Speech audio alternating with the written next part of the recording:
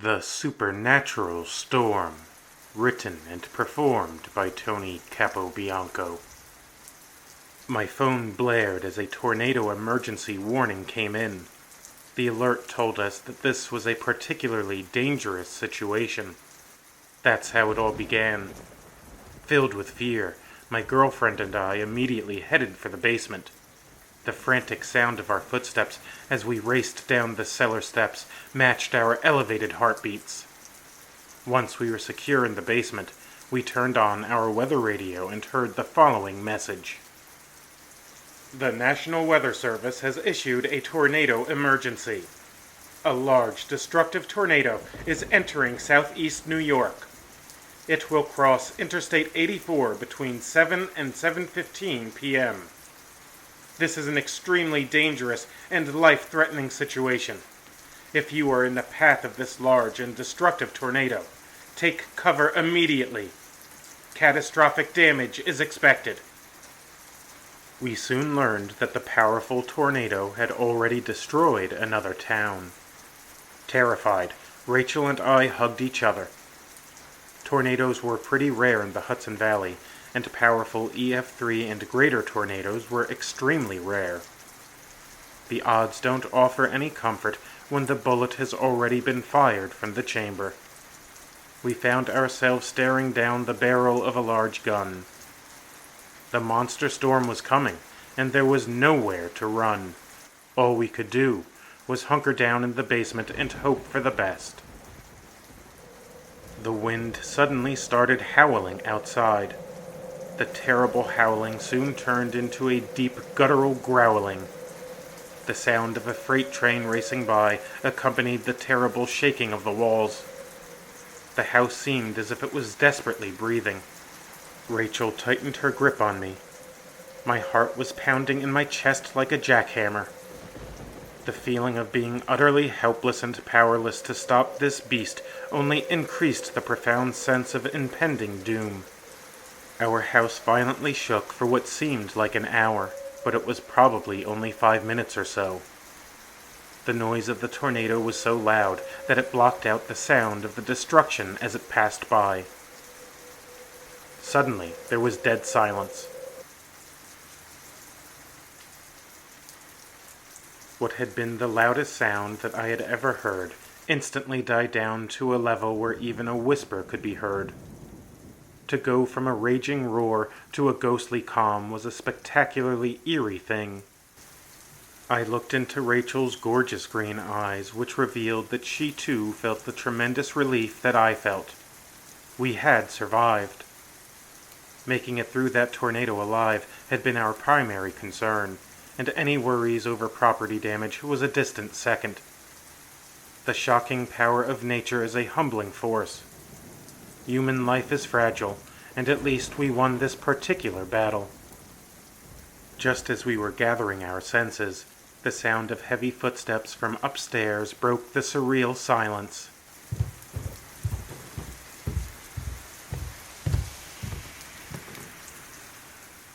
My first thought was that there must have been considerable damage to the house, and that the first responders were searching for people in need of help. Thinking that the person walking on the floor above us was a firefighter, I walked up the cellar stairs. Rachel followed me. As I opened the door, blood-curdling shrieks came from outside the house. Unease filled my belly like an alien parasite. Stepping into the hallway of the ground floor of our house, I breathed a sigh of relief. Although shards of glass from broken windows sprawled out across the floor, the structure of the house seemed to be intact. Inspecting the house further, I called out, "Hey, we're okay. Thanks for checking in on us." My heart plummeted into my stomach as if it was a heavy rock. The thing in my living room was grotesque. It stood 7 feet tall. Bluish-gray was the color of its scaly skin. Horns protruded from its large head. Its mouth was large with fierce teeth. The demonic-looking beast was dressed in battle array. Shocked and perplexed, I had no idea what in the hell that thing in my living room was, but it didn't look friendly. Rather than being part of search and rescue, it looked like it sought to search and destroy. The imposing creature locked its big glowing yellow eyes with mine. Goosebumps instantly sprouted up all over my body. Looking into its eyes, I saw a stone-cold hatred. Rage transformed the color of its face. Without hesitation, I spun around and grabbed Rachel by the arm and ran back into the basement. Slamming the door behind me, we descended the steps and searched for weapons. Rachel picked up a hammer and a baseball bat. I went to the far side of the basement and took a machete. There was a shotgun in my bedroom, but I didn't see how I could reach it with that thing in my house. Before I could consider how to go upstairs and to get my gun, the cellar door had been ripped off of its hinges. Rachel unlocked and opened the cellar door that led outside to our backyard. Rachel yelled at me, "This way, now!" I followed right behind her. The two of us ran to the pond in our backyard. Rachel whispered to me, "We have to get to the island. Hide your machete in the field and be as quiet as possible as you swim to the island." Then, Rachel quickly put her baseball bat in the field next to the pond and quietly entered the swamp-like water. I was right behind her. I slowly crawled into the murky water and doggy-paddled to the small island. Once we reached the island, which was only about 5 yards wide, we got onto our stomachs and rested. Given the horrific screams that cried out throughout the neighborhood, it wasn't safe to walk the streets. Although the sun hadn't yet set, the dark storm clouds made it look like dusk. The darkness, while ominous, did offer us cover for hiding. Breathing heavily, I put my hands on Rachel's back and asked, "How are you?" "Oh, you know, I'm having the time of my life. And you?" she answered. "Yeah, I've been better," I replied after a much-needed chuckle. That's one of the reasons that I love Rachel so much. Her sense of humor can lighten the mood, even in the most dreadful moments. "What was that thing?" asked Rachel. "Damned if I know," I answered as lightning lit up the sky. "Are we in hell? Like, did we die in that tornado and end up as demon food?" asked Rachel half-jokingly. "I don't believe in hell, but at this point, that makes as much sense as anything else. There definitely was a tornado. As we ran out of the basement, I got a quick glance at the houses across the street. Well, scratch that. I got a look at the houses that used to be across the street. It looked like they suffered total destruction. With that kind of extreme damage, I don't think we could drive out of here even if we could get to our car," I said. "I think we're safe here for now, but we have to come up with a plan," said Rachel as she looked at the house. "Judging from the screams of our neighbors, there's more than one of those things out there. I think that we have 3 options. Option A, we stay here and hide. We wait until help arrives.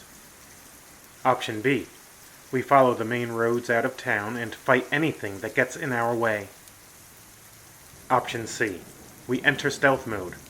We sneak our guns out of the house and then become as invisible as possible and move through the fields, forests, backyards, and back roads," I said as rain continued to fall.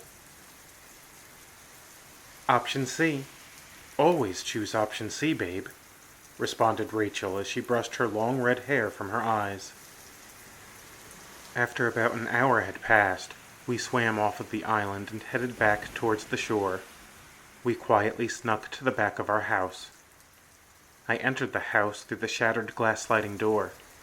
There wasn't any sign of the creature. I then tiptoed my way to our bedroom and retrieved a shotgun and 2 Glocks. After safely rejoining Rachel outside, we crouched down and crept through a field. We stopped and remained motionless on the muddy ground. In the street, about 50 yards to our right, we saw what looked like an army of black hooded figures carrying scythes. The silence was broken when Rachel sneezed. She managed to cover her mouth and muffled the sound. However, one of the hooded figures turned its head in our direction, took a few steps to its left, and stopped. A moment later, it began walking in our direction. My heart beat faster as my instinct screamed for me to run. It took all of my willpower to remain still. Running now would only alert the entire horde of black-robed figures. My heart nearly burst through my rib cage when the hooded figure got close enough for me to see what its hood concealed. Its face was a fleshless skull. This thing was a walking skeleton. The large scythe that it carried led me to suspect that it was a Grim Reaper. If it was a Grim Reaper, then that meant that an army of Grim Reapers were marching through our neighborhood. Rachel squeezed my hand as the Reaper came within 10 yards of us. Her grip was so strong that my hand turned white. The abundant confusion that I felt was only outweighed by the overwhelming fear. I didn't understand how this could be real. I desperately wanted it all to be a bad nightmare that I would soon wake up from. Unfortunately, I didn't wake up. Instead, the ghastly Reaper came another step closer. The sound of gunshots rang out through the air. Someone was shooting at the Reapers, but the bullets seemed to have no impact. The Reaper that was closest to us levitated off of the ground, turned around, and flew towards the man with the gun. It raised its scythe above its head and sliced the man in half. The Reaper then hovered back to its place in the marching formation and descended back to the ground. As the horrid army of Grim Reapers marched on, we saw that a 7-foot-tall demon rode a terrifying black horse. Part of the horse had no flesh, and fiery flames flickered from its eyes. The demon that rode the hellish horse was, in fact, the same one that attacked us in our house earlier in the evening. The thunder and lightning increased as the infernal legion passed by. As we remained hidden in the field, we were terrified by another unexpected sight. The flashes of lightning revealed that hideous spirits were flying through the sky. Their erratic pattern of flight resembled the way bats fly. It seemed as though hell had been unleashed on our town. A thick blanket of fear wrapped around me. Ice-cold chills ran down from my head to my toes. Rachel and I crawled across the muddy field and headed in the opposite direction of the supernatural army. We hoped to avoid the sight of the evil spirits in the sky. The severe thunderstorm persisted. Under normal conditions, I have a healthy respect for lightning and head indoors when thunder roars, but these were anything but normal circumstances. I didn't understand what was happening. I only knew that we had to stay out of sight and get out of our town. As we crawled along, we saw that at least half of our town had been completely destroyed by the tornado.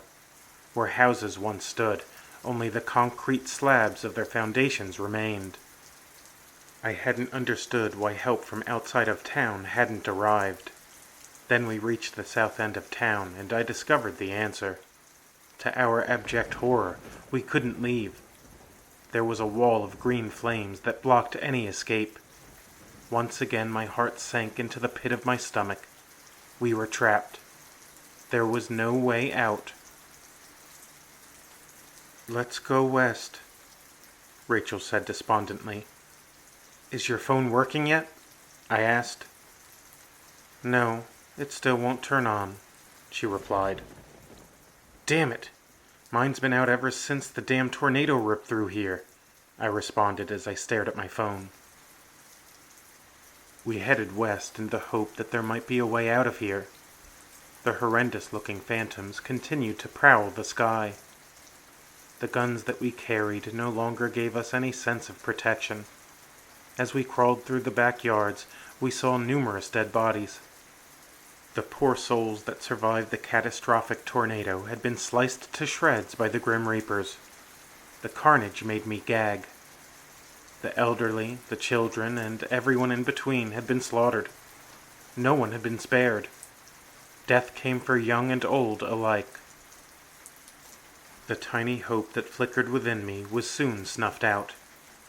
We came to the western edge of town and saw that it too was blocked by the mysterious green flames.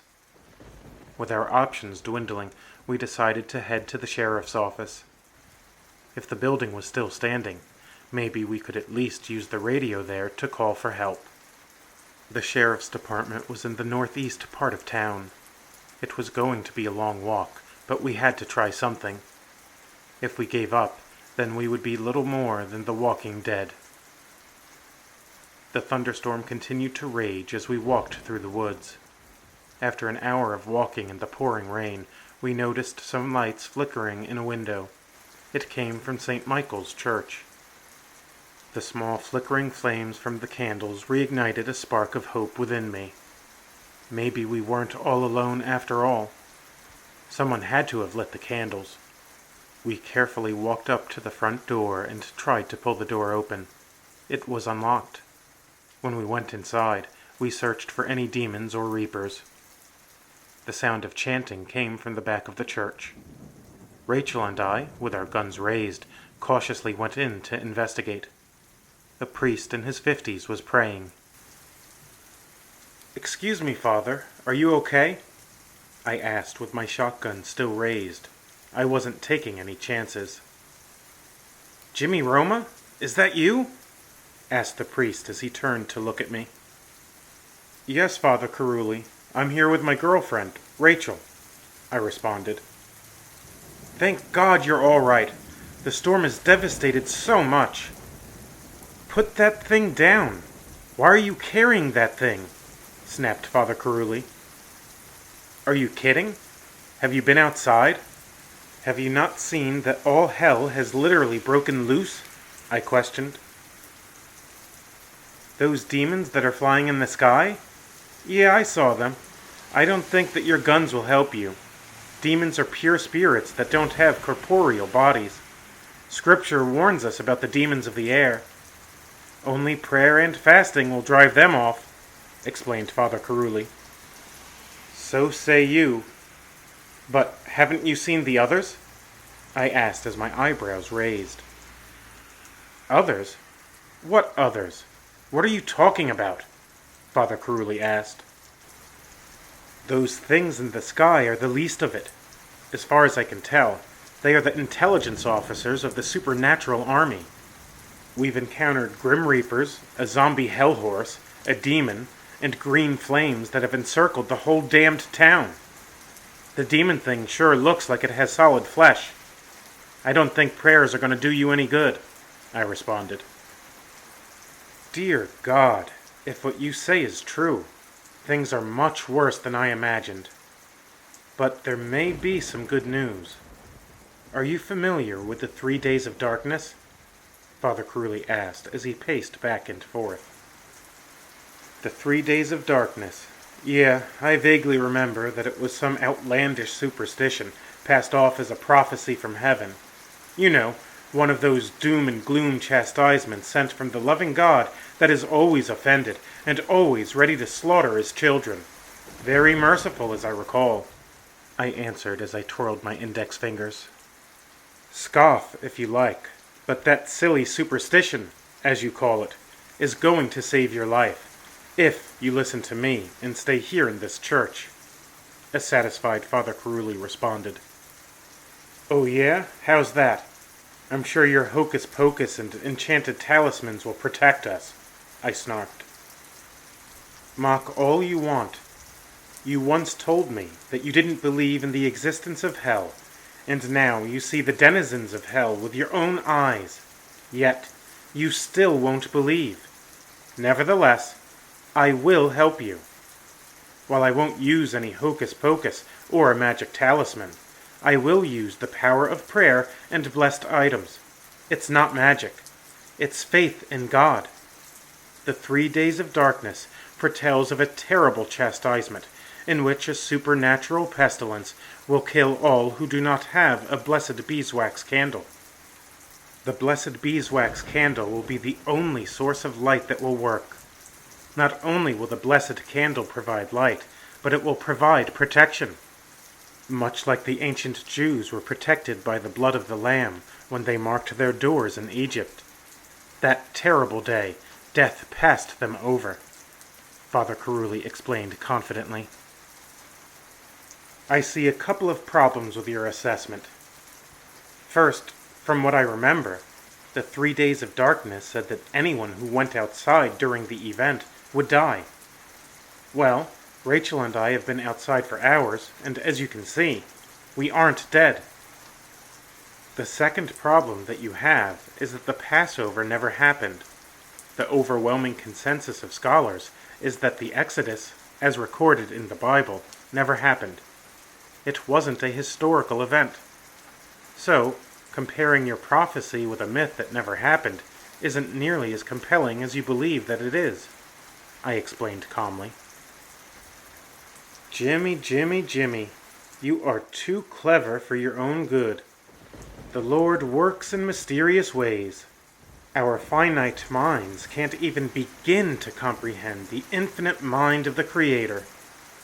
If you don't stay here to save yourself, then please stay here inside this church for the sake of your girlfriend. If you leave here, to where shall you go? Certain death awaits for you out there. This place is protected by the Lord. So much of the town was destroyed, but the good God spared his church. Death passed over this house of God, and it will continue to pass over it.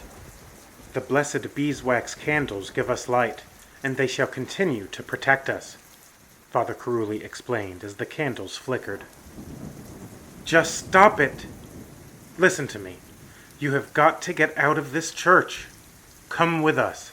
If you stay here, you'll be cut to pieces. I've seen what these things do. They are cold-blooded killers. They not only kill without remorse, they take delight in their butchery. That legion of foul beasts will come here, and when they do, those magic candles won't protect you. Don't you see? You only see what you want to see. You aren't thinking objectively or rationally. You're allowing your bias to blind you as you walk right into a shredding machine. These supernatural beings are exterminating everything in this town, I explained as my frustration boiled over. You are mistaken. These things aren't supernatural. Only God can do supernatural things. The evil spirits that are out there are fallen angels, and as such, the proper word to describe them is preternatural, the priest replied almost robotically. Damn it! Your legalism and your hair-splitting of doctrine won't save you. It doesn't matter what you call these things. I don't know what they really are any more than you. The difference between us is that I admit that I don't know what I'm up against. Your delusions are giving you a mistaken sense of security. We can't fight them because we don't know enough about them. What we need to do is run and hide. That's how we survive. They can't kill us if they can't find us. Rachel and I aren't going to die tonight. Now, for the last time, come with us, I said with conviction. Rachel looked at the priest and said, There was a man who was on a volcanic island. The volcano was giving off signs of its imminent eruption. Government officials and volcanologists advised everyone to evacuate. The officials warned the people that anyone who remained would perish. The man lived on a remote part of the island, and he had no means of getting off of the island himself. So he prayed to God and asked him to save him. Brave police officers went to the man's house and told him to come with them to safety. They would transport him to safety on a ship. The man declined their help and refused to leave the island because he was waiting for God himself to save him. The man stayed, the volcano erupted, and he lost his life. When he went to heaven, he asked God why he didn't answer his prayer. God told him that he did answer his prayer. It was he that had sent the police officers to take him to the safety of the boat. Father Caruli calmly replied, This is my home. I shall fear no evil. The Lord's rod and staff protect me. He will protect me as he protected Moses from Pharaoh's army. So be it, I replied as I turned and walked away with Rachel. After leaving St. Michael's Church, we traveled through the woods while staying parallel to the road. Suddenly, the wind began to howl. Soon, the howl morphed into the sound of a convoy of tractor-trailers speeding down the highway. Unfortunately, tractor-trailers weren't making that sound. It was the unmistakable sound of a tornado. Rachel and I looked over our shoulders, and although it was dark, we saw the terrible twister. A bright flash of lightning revealed a green funnel cloud. It was no ordinary tornado. Phantoms, grim reapers, and demons flew around it. It was the most terrifying sight that I had ever beheld. The supernatural twister was headed for the church. The next flash of lightning unveiled the complete destruction of St. Michael's Church. No one could have survived that kind of carnage. I had no doubt that Father Carulli had been killed. If Rachel and I hadn't left when we did, we wouldn't have survived. Sad, frustrated, and angry that Father Carulli refused to come with us, we did the only thing we could. We pushed forward. As we moved closer to the sheriff's department, we observed that the twister from hell had reversed its path. It was moving in the opposite direction. That kind of change in direction wasn't normal, but on a night like this, the unexpected and impossible became normal. As we reached the edge of the woods, we saw lights. This time the lights weren't coming from candles. They were coming from lampposts outside of the sheriff's office. A backup generator must have supplied the electricity. Seeing lights on was good news, but realizing that the tornado hadn't crossed through the police station was even better news.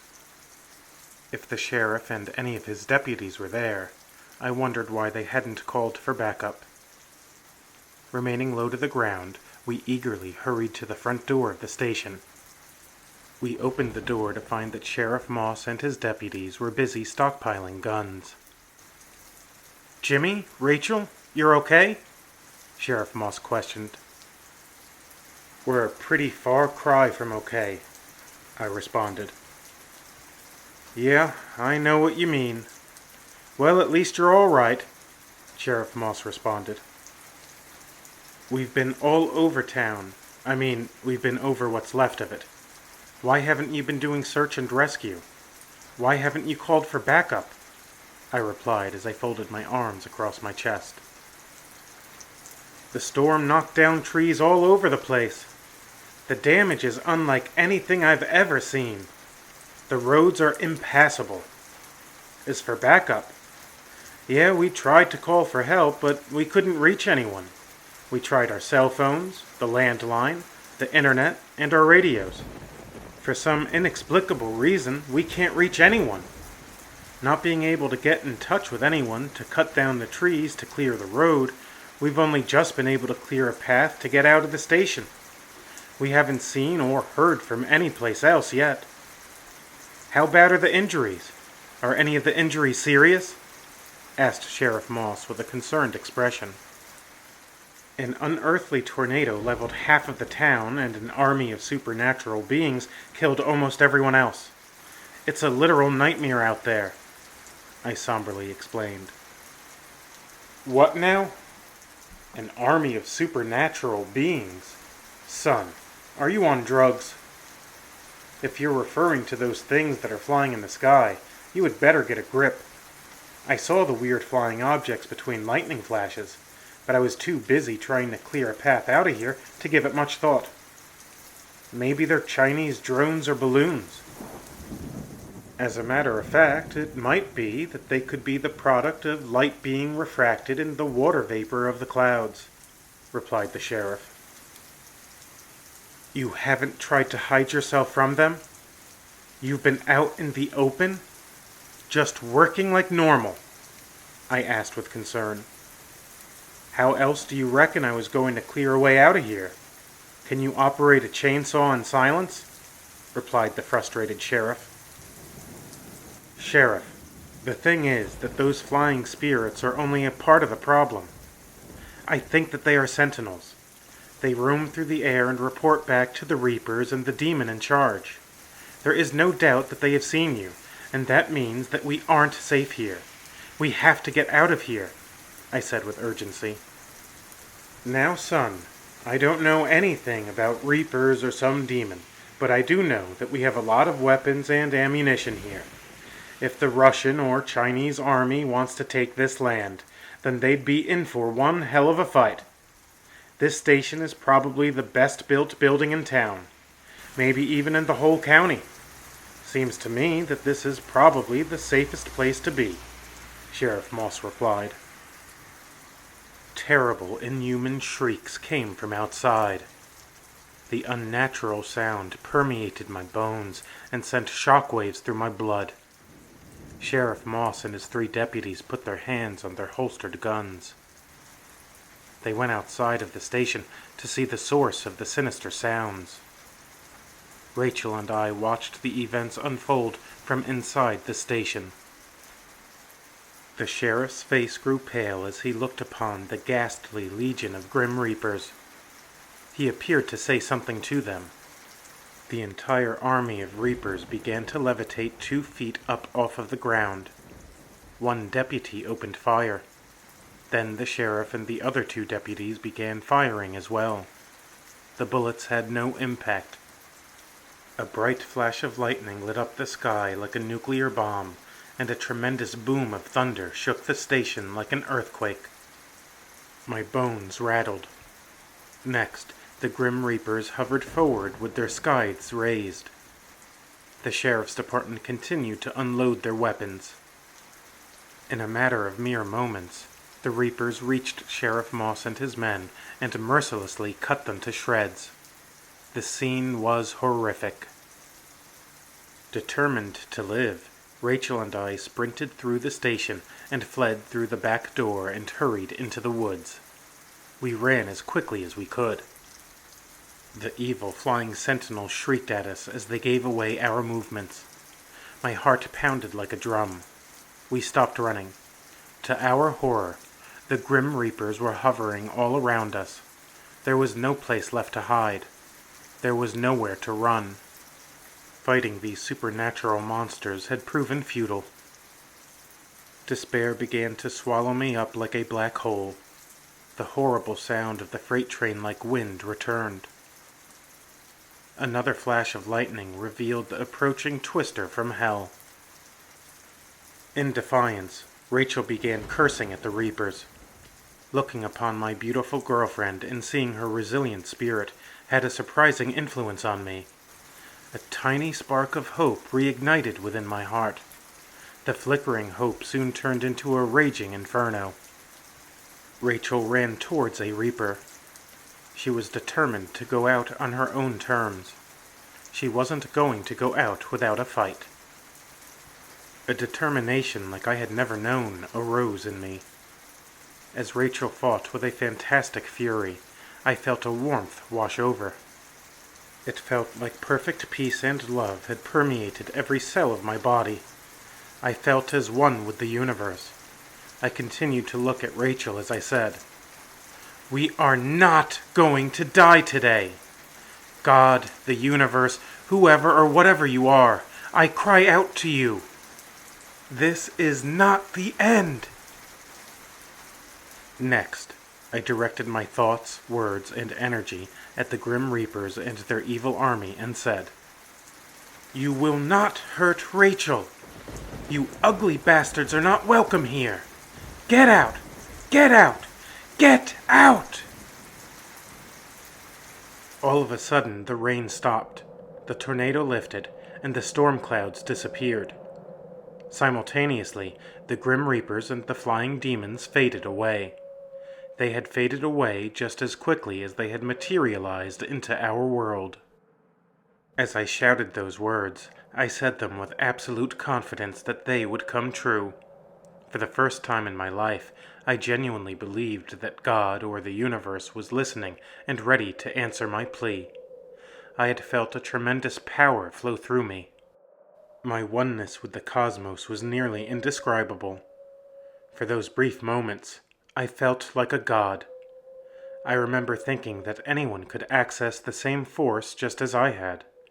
However, after the supernatural storm, I collapsed to the muddy ground.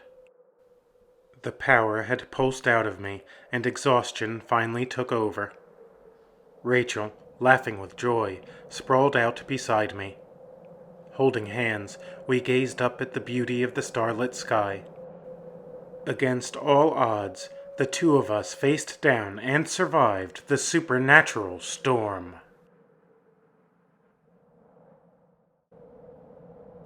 Thanks for stopping by the haunted Half Moon Inn. I hope that you have enjoyed your stay. Before you go, please put a wooden stake through the like button and leave a comment for the spirits to read. If you did enjoy your time with us, subscribe to this undead channel. Doing those little things really helps me to reach more souls. The world is sick and hurting. It needs more horror. Help me to heal the world through horror. Together, we can haunt this world one home at a time.